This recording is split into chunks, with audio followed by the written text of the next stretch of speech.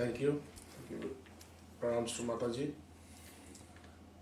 So we'd like to speak about Bhagavad Gita, 12th chapter, that is Bhakti Yoga. That is the yoga of devotion. So this yoga word comes from the root Sanskrit word called yuja. Yuja means to unite, to be together, to unite. So this yoga has three, when this yoga is mixed with three kinds of suffixes, it gives us three meanings. The first meaning of yoga is samadhi, or the state of super consciousness. We generally know about three states in our life. One is conscious, subconscious, and unconscious. That is conscious, which we are all now at this moment, awake.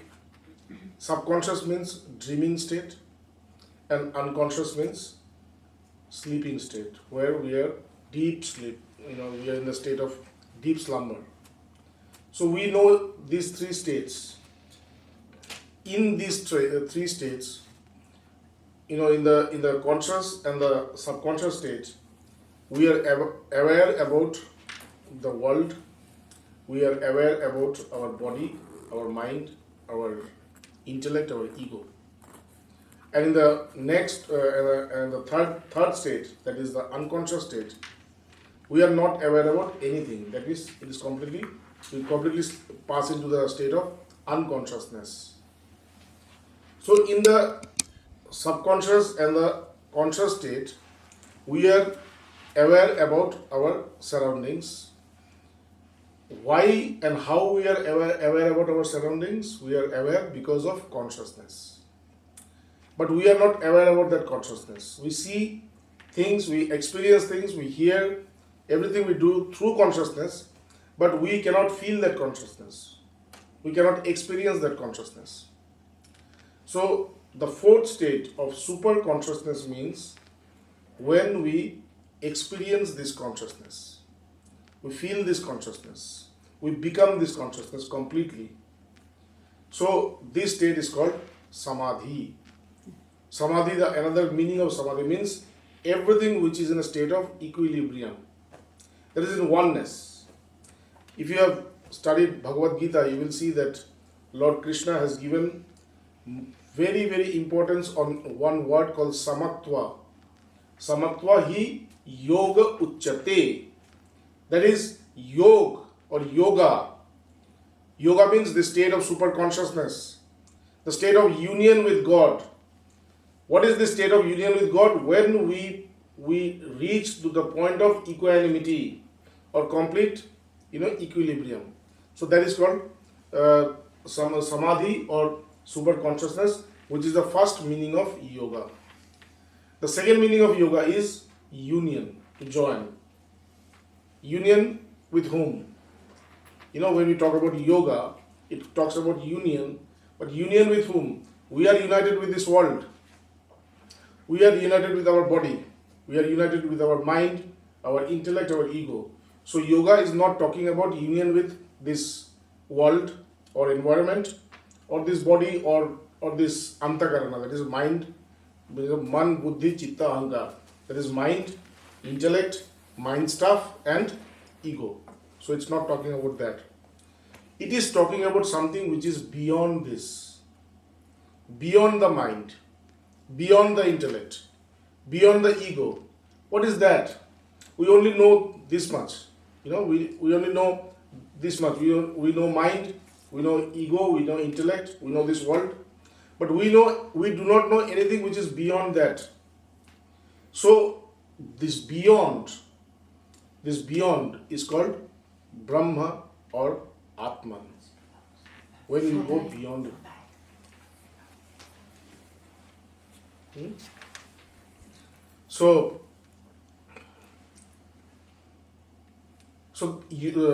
when we talk about yoga means union with this existence which is beyond. Avyaktoyam, achintoyam, avikaryoyam uchyate. This is a statement. Uchyate means people say. That means when people say, that means people have known that. And that is why they say, no? If I don't know, I cannot say. So when the scriptures tells us, uchyate, people say this, that means some people have reached that place. Some people have known that. What is that? Avyaktoyam. That which cannot be manifested. That which is always unmanifested. Whatever is manifested is not that self, that consciousness. So whatever you see as a manifestation in your external world, in the external world as well as in your internal world, that is your mind, your imaginations, they are not the self. They, avyaktam, that is the self, is always unmanifested. Achintoyam. Achinta, that which cannot be thought about or which cannot be contemplated.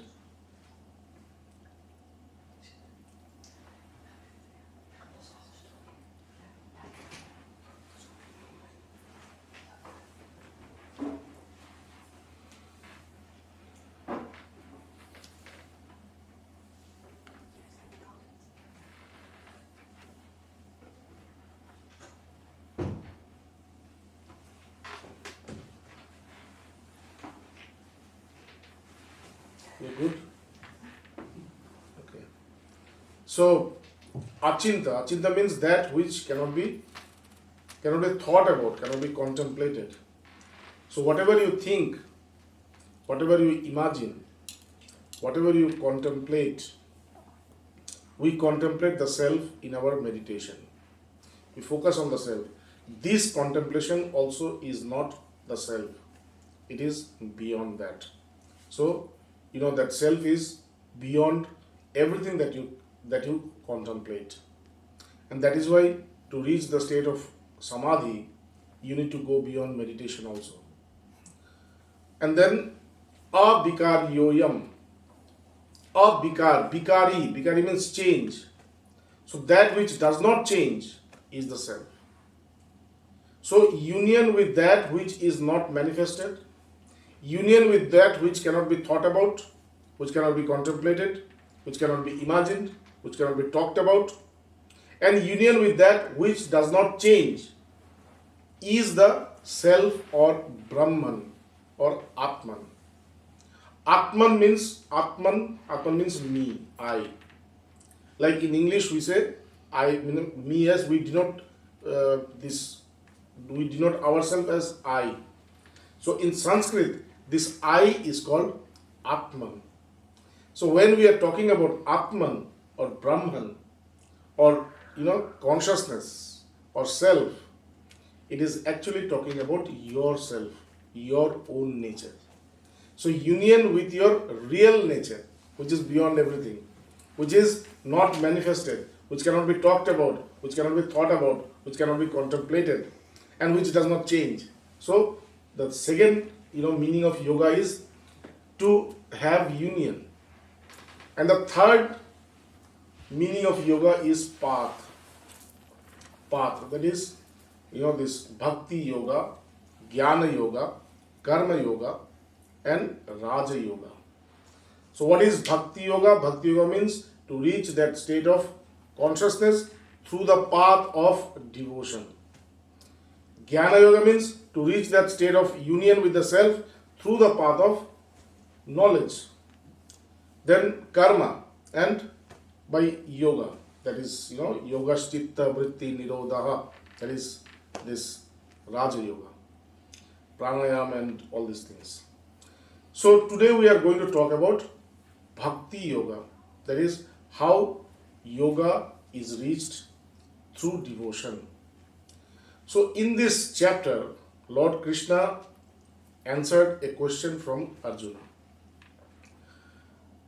This is the 12th chapter. So the 11th chapter of Bhakti Yoga was, manifestation of the divine form of Lord Krishna, where, Arjuna saw this huge form of Lord Krishna. So after knowing the Lord to be, after knowing Krishna to be the Lord, he had a question. Because from the second chapter, second, third, fourth, fifth, in these chapters, Lord Krishna was talking about knowledge of the self. This is the prime goal of our life. Who am I? To know who am I. And then he started to talk about bhakti, that is form. The first one was formless. There was no form.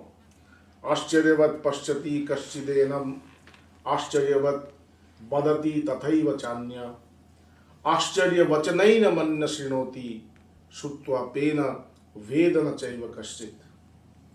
That is, people who have seen him, people who have experienced him, they say that the self is amazing.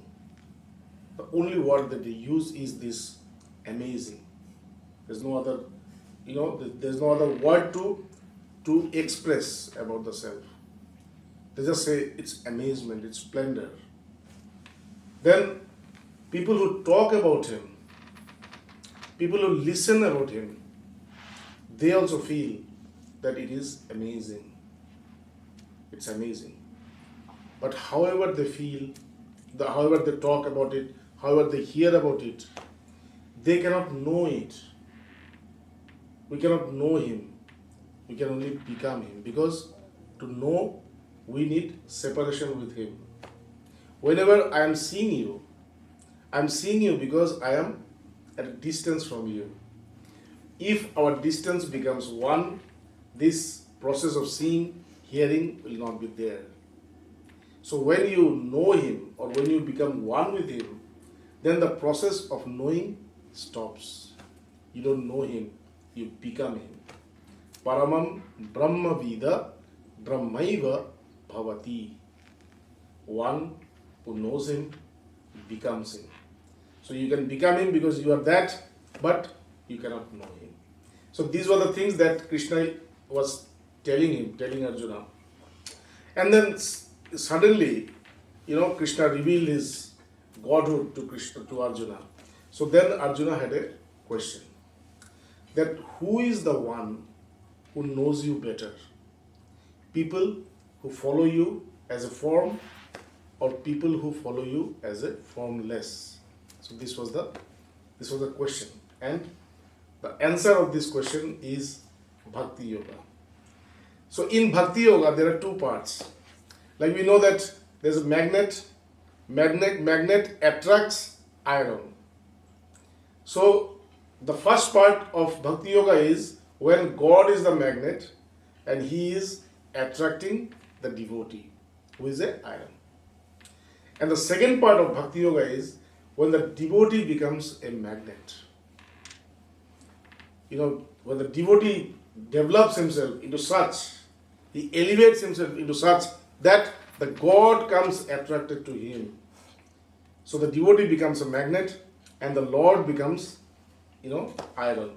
So these are the two parts. So we will discuss about when the Lord is the magnet and we are iron. So we are going to discuss it. So in this answer that Arjuna asked him, that who is the one who knows you better? People who worship you, or people who adore you as a form, or people who adore you as a formless? Who are the people who actually knows you better or more? So the answer that Krishna said was this: Maya Veshya Mano Me Mam Nitya Yukta. Oh, sorry. Yes. Maya Veshya Mano Ye Mam Nitya Yukta Upasate Sraddhaya Parayopetaste Me Yuktatama Mataha. So this was the answer. What does it mean?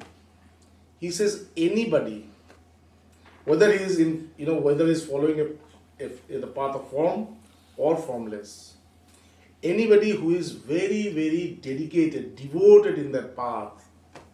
If I have chosen the Lord to be in form, so I should be completely devoted to that form. And if I like to think the Lord, or adore the Lord as formless. So I should completely devote myself in that formlessness. Maya Vesha. Like when you are sleepy. When we are sleepy, what we are in the influence of sleep, isn't it?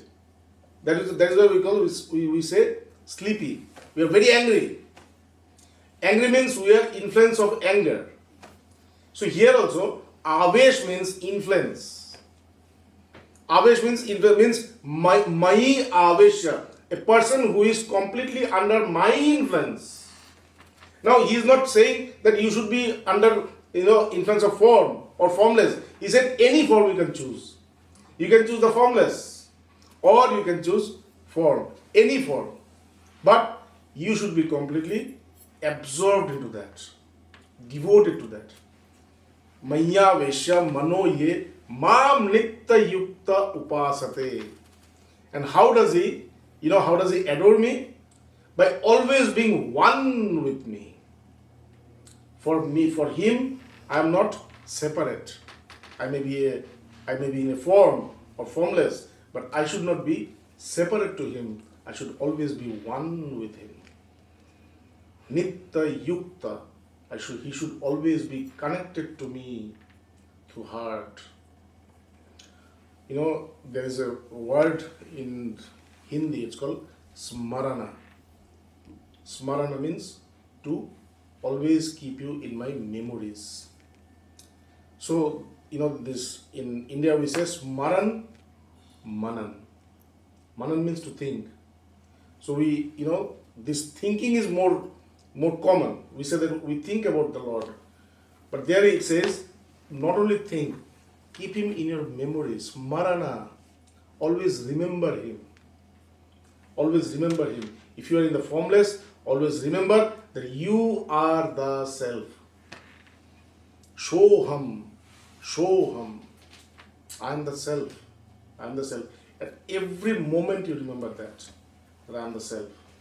And if you are in the form, you are moving towards the form, then always at every moment remember the Lord is always present within your heart. Always remember that Lord. So this is called Nitta Yukta. That is, he is always connected to me through his memories, through his heart. Maya Vesha Mano Yamam Nitta Yukta Upasate Sraddhaya. There's another aspect of spirituality, Sraddha. That is faith. If you follow a path, any path that you have chosen, before you choose that path, you can think about it. You can discriminate, you can judge before choosing a path or before choosing a guru. Before choosing a guru, you can see, you can think, you can judge, you can discriminate, you can ask, inquire, you can do anything. But once you have chosen this path, once you have chosen your guru, then there is no going back. Before that, you have complete freedom. It's not that nobody is going to impose. No, you have to choose this guru. You have to come here. No, nobody is going to impose you. But once you have committed, means for the whole life you are committed. This loyalty. Spirituality is all about loyalty. My master used to say, bulldog tenacity. You should be like a bulldog. A bulldog doesn't know anything other than his master. Understand? So, before that you can do anything. You can inquire. But after you have chosen a path, this is my path. My path is non-dual. So once you have chosen it, then you have to be completely devoted to it. You should have faith in that. Complete faith. Complete faith is complete surrender. And complete surrender is complete knowledge. And complete knowledge is complete enlightenment. Okay? So, Sraddhaya parayo petaste. One who has complete faith in me. In me means in that path. Whether I'm in form or formless doesn't matter.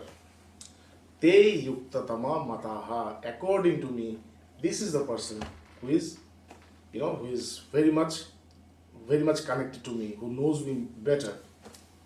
So now Lord Krishna is talking about what is Jnana Yoga actually. How do people approach Jnana Yoga? How do people approach the path of knowledge? He says, Ye tu aksharam anirdasya avyakta upasate. Then, Ye tu akshara anirdasya avyakta upasate sarvatra agama achintam kuthastha achalam dhrubam. So this is the path of the jnani, of the knowledge. He says, but there is a path. What is the path? Yetu aksharam. There is a path towards that immortal self, that self which does not die, that immortal self. Anirdesha, which cannot be pointed. You don't know, because when you are in this path of dualistic, that is form, you can show that this is God. But here, there is no way that you can show anything. It is anirdesha, means you cannot point it, that this is the path. You have to just move according to the words of the Master. You have to completely depend on the words of the Master. You have to completely depend on the words of the scriptures. And that is why in this path of Jnana Yoga, the scriptures are considered to be the birthplace of knowledge. Shastra yonitvat. Shastra is like a yoni. Yoni means from where the child is born. So here also, Shastra means the self, this scriptures, this knowledge. The words of the sages. The words of the sages are like the birthplace of knowledge. You have to just follow those words and you will go there, because there is no way that we can indicate that this is the truth, because it's formless. You cannot indicate it. Anirdasya means you cannot indicate it.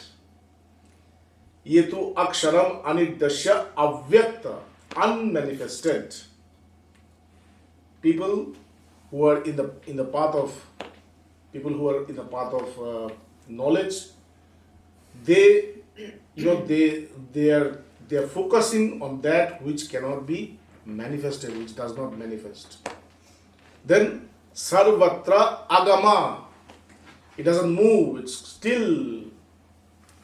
There's no movement. Where will it move? It's infinite, it's everywhere. So where will it go? And that is why it is still. Sarvatra agama, that is, it's still. It doesn't have any movement. Achinta, it cannot be perceived. How does a disciple of Jnana Yoga approach the truth? The first thing that the Guru tells him, that you are going to attain that which cannot be perceived. And I also do not know the path by which I can lead you. Na vidmo na vijanimo. I don't know that what you are talking about, what you are asking for. I don't know him, because he cannot be known. You can only feel him. It cannot be known. And I don't know the path by which I can take you there, because there is no path. Every path leads to him. But how does a disciple of Jnana Yoga reach that state of enlightenment? Only when the Master talks about his experiences with the self, how he has experienced. That is the knowledge which removes the darkness in the heart of the disciple, and the disciple's heart is enlightened by the light of this knowledge. So this what was it? Sarvatra agama achinta, that which cannot be perceived. Nayan atma balahinena labhya na medhaya na bahuna sutena. That self cannot be attained by knowing, by thinking, by listening. How can it be attained? How does the self attain? How do we attain self-knowledge? It says, Yamei Brangshu Brinute Tena Labdha. one whom the self, accepts. Now, whom does the self accepts? Only the person who wants to know him. Mumukshutva, to know the truth, to know the self, to have liberation. So the Guru always tries to, increase this desire of liberation, the desire of attaining knowledge, the desire of attaining the truth, the desire of samadhi in you. He tries to just take it to the maximum limit. This desire, mumukshutvam, this desire takes you to that state of mukti, mahamukti, nirvana, when you are completely free. Completely free means you have mingled with the self. You have absorbed, you are completely absorbed into the self. You have become the self. Like when the river goes into the ocean, it becomes the ocean. It is not the river anymore.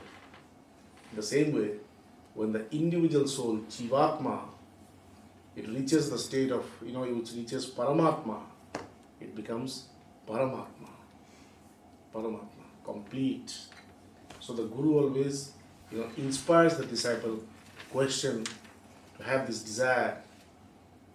Shankaracharya said, Durlabam trayametat devanugraha hetukam manushyattvam mumukshutvam mahapurush sangshraya.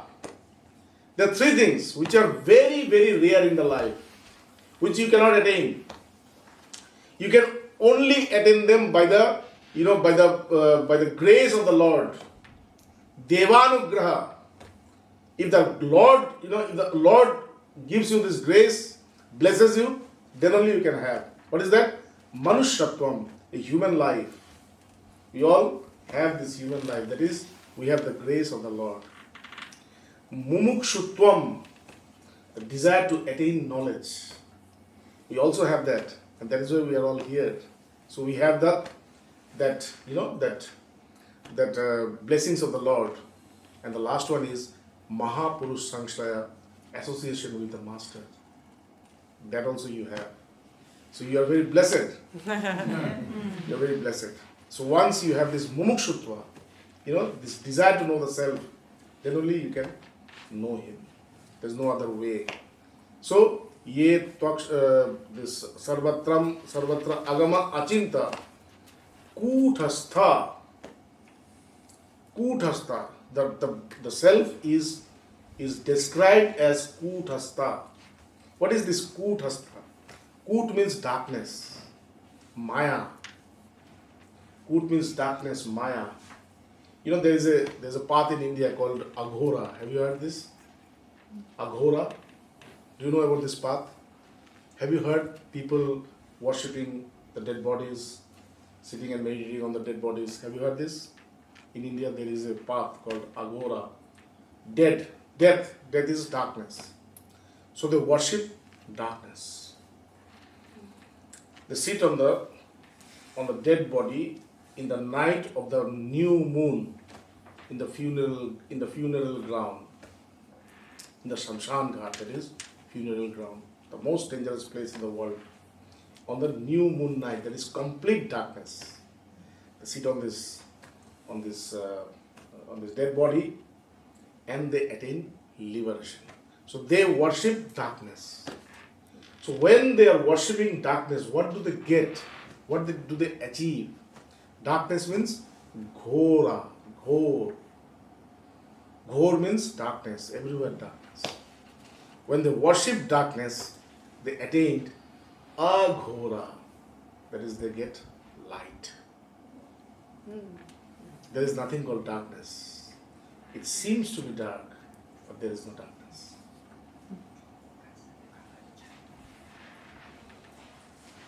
So there is nothing called death. It seems to be death, but nothing is there. Everything is alive. Everything is conscious. So kuthastha means maya.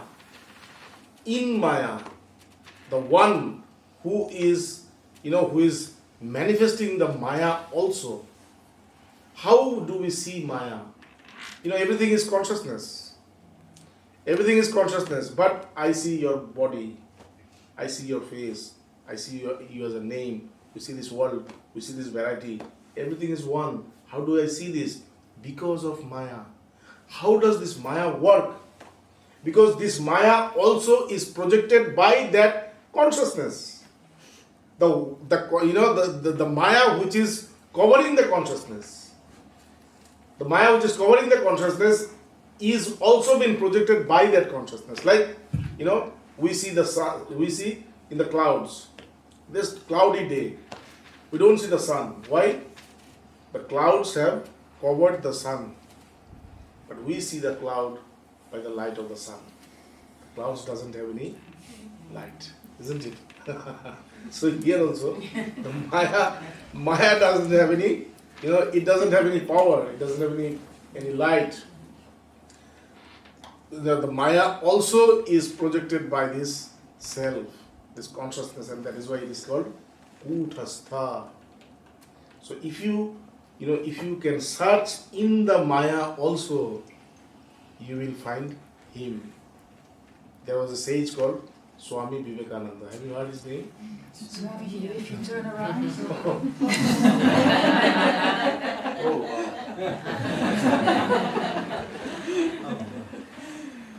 So there was a sage called Swami Vivekananda. Swami Vivekananda once said, if you have to see God, look at the world very carefully.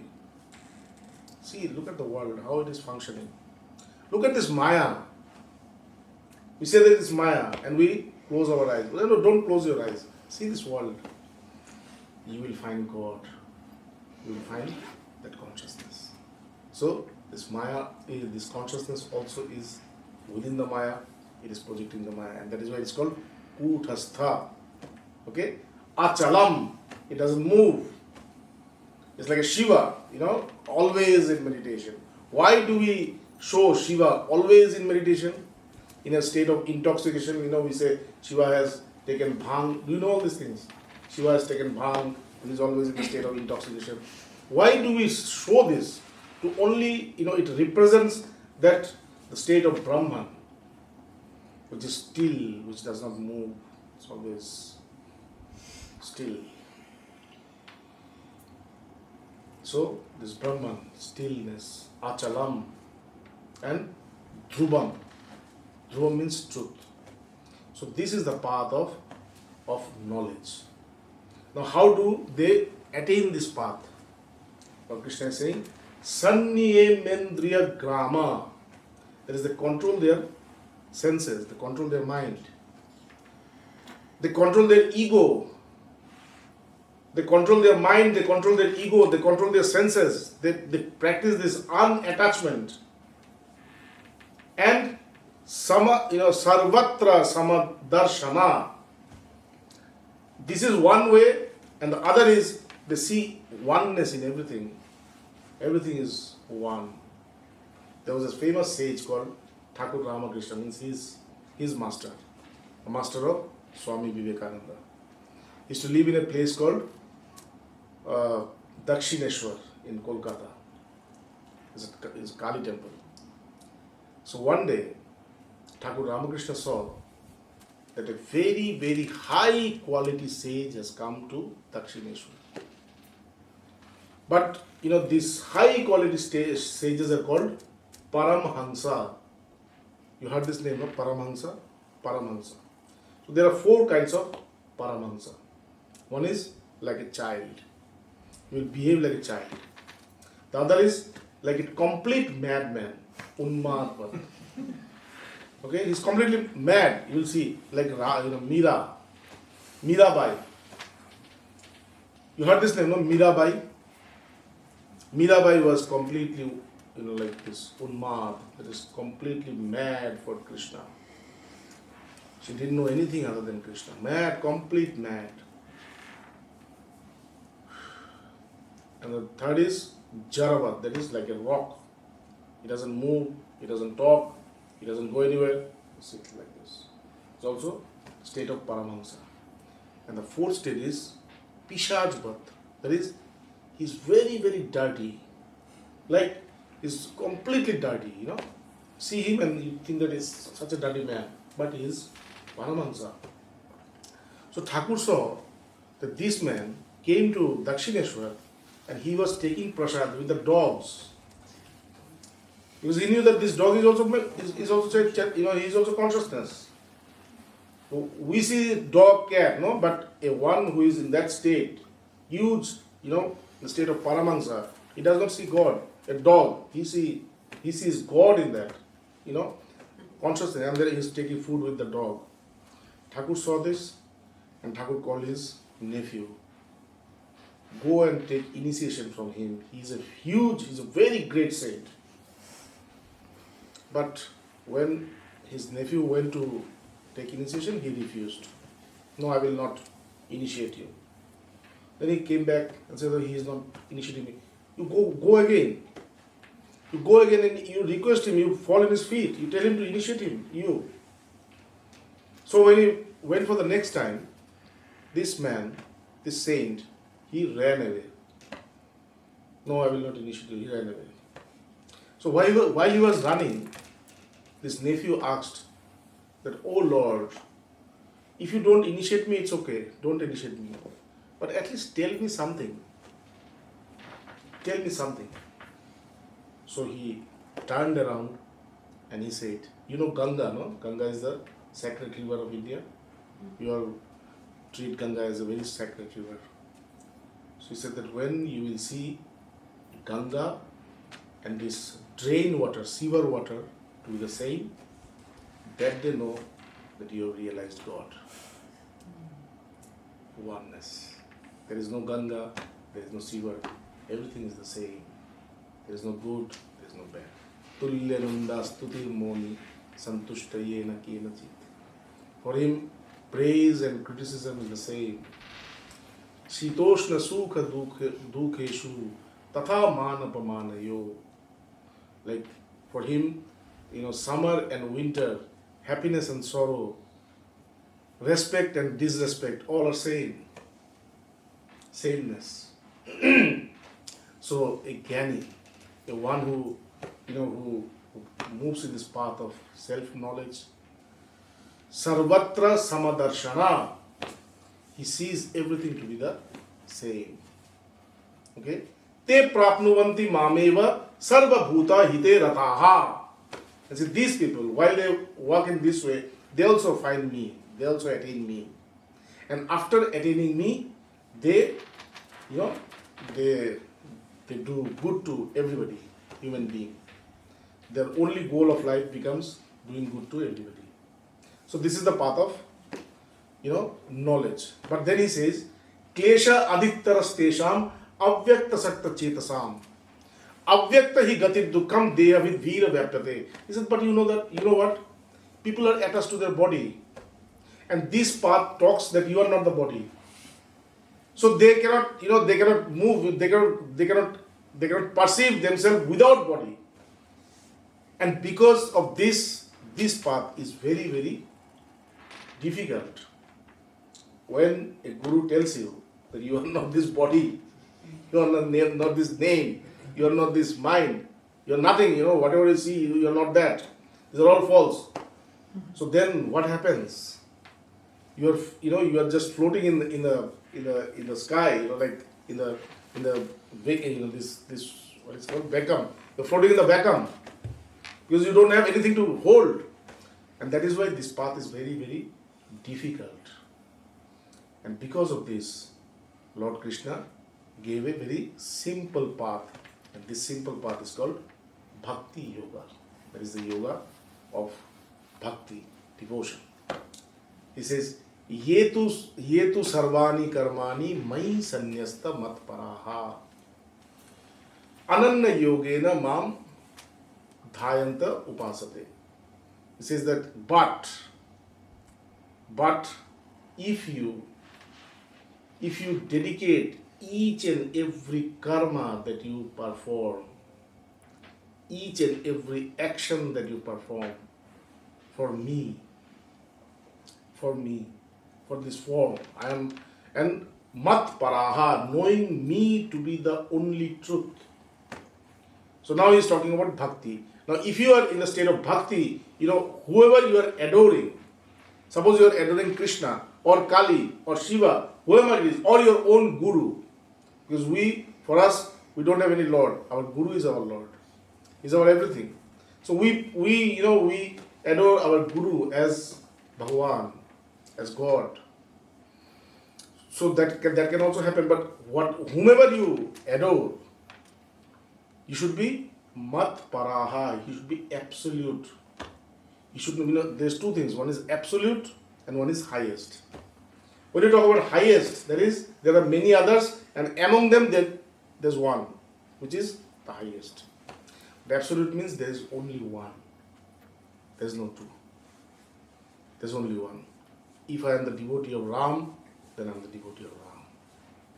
If I'm the devotee of Sham, I'm the devotee of Sham. There's a story about Ram, Ram was, that Ram went to the forest for 14 years. So one day, he used to carry this bow always. So one day he went to the river to take bath. So before going to the river, he put his bow in the ground in this way, and then he went. But in that, inside that soil, there was a frog, and the bow hit that frog, and the frog was completely injured. Ram did not know anything. So Ram went to he took his bath, came back, and when he was about to go, he pulled the bow from the ground, and he saw there was blood. Blood? Is somebody injured? Then he, searched, and he saw this frog with, full of blood everywhere, injured. And Ram said, "Oh, why didn't you tell me? Why didn't you shout? Why didn't you shout?" The frog said, "Ram, when people scare me, then I say, Ram, Ram, I'm your devotee. But when Ram does this, whom will I say?" Understand? So you are the pole star of my life. If I get sufferings, then also you will be my pole star. It's not that I'm adoring you and you will fool me with abundance. No, it may not happen also. It may happen in this way, that after doing this, you are completely ruined. Chaitanya Mahaprabhu, you know Chaitanya Mahaprabhu? Have you heard this name, Chaitanya Mahaprabhu? This ISKCON, from where this ISKCON has come. Chaitanya Mahaprabhu, he said that Je kore amar ash, ami kori tar sarvanash. A person who adores me, first of all, I completely destroy him. So you should be very, we should all be very, very careful that, while I am doing this, I might be completely destroyed. If you are very, rich man, your money might just vanish. So, Je kore amar ash, ami tar kori sarvanash. A person who adores me, I destroy him completely. Tobuo je chhare na amar pash. Till, still, who does not leave me after being destroyed completely. Ami hoi tar dasher das. I become the servant of his servants, is the Lord who says. So the first thing that the Lord will do is, he will destroy you. But if you don't leave him, if you still say that no, even if I am destroyed, you are my Lord, I cannot leave you. If you are in this way, if you have this, then he becomes the servant of your servants. So you will have many servants, among them, he will become the servant of all your servants. So this is the thing. So, absolute. Whatever may be the consequences, you are my everything. I may be happy, I may be in sadness, I may be rich, I may be poor, but it doesn't change. My devotion towards you does not change. Bhakti abhavicharini. Abhavicharini, uncorrupted devotion. What is corruption in devotion? When I cannot keep my devotion, that is called corruption. I become corrupted. When do I not keep my devotion? When I want other things. In devotion, what happens? I have to devote myself. There is no need. There is no desire. I give everything to you. My desires also.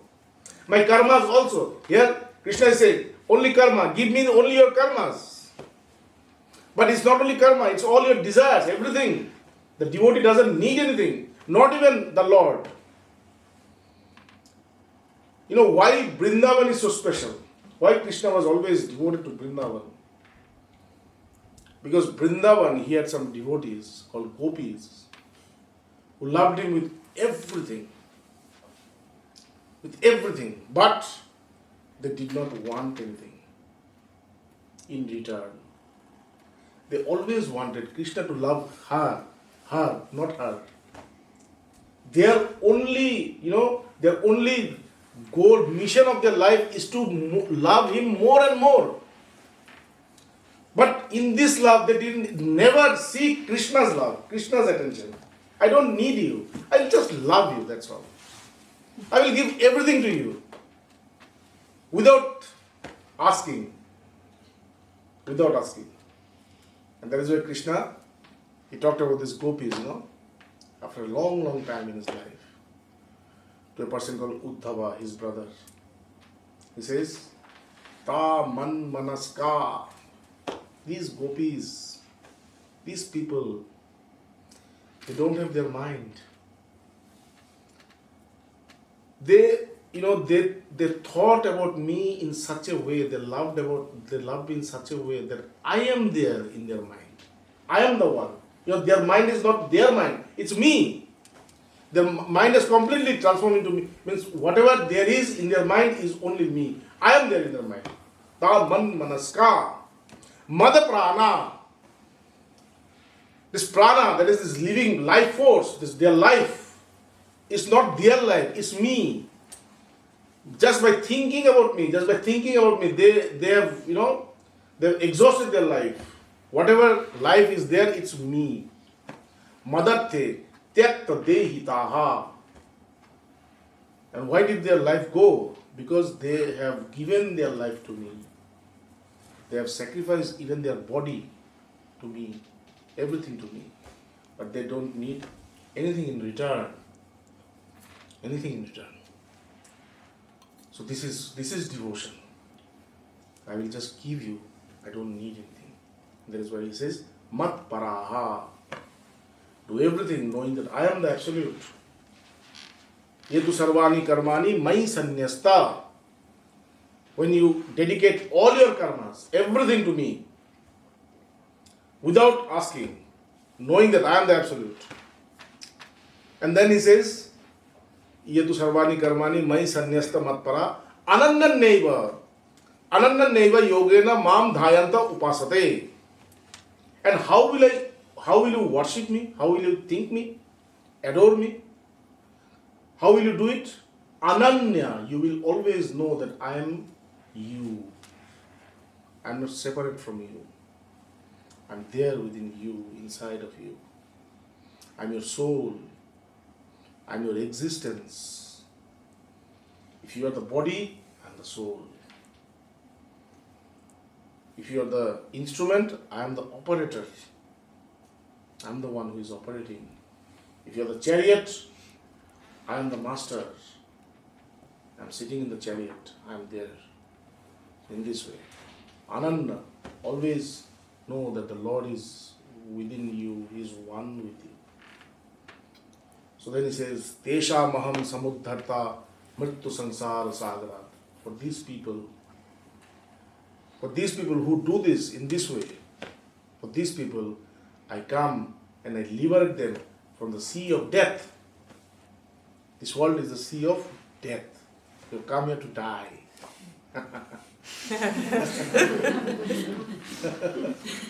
You didn't come here to live. You come here to die. Every day you are going inching towards death. But the Lord comes and liberates you from death. If you dedicate yourself in this way, you will not die. Tesha maham samuddharta mrityu sansara sagar bhavami nachirat partha maya veshita chetasa. And oh Partha, oh Arjun, they will never be, they will never be born again. They will be free from this circle of birth and death. And they will attain me. They will come and completely mix with me, unite with me. Okay? So this is the principle of Bhakti Yoga.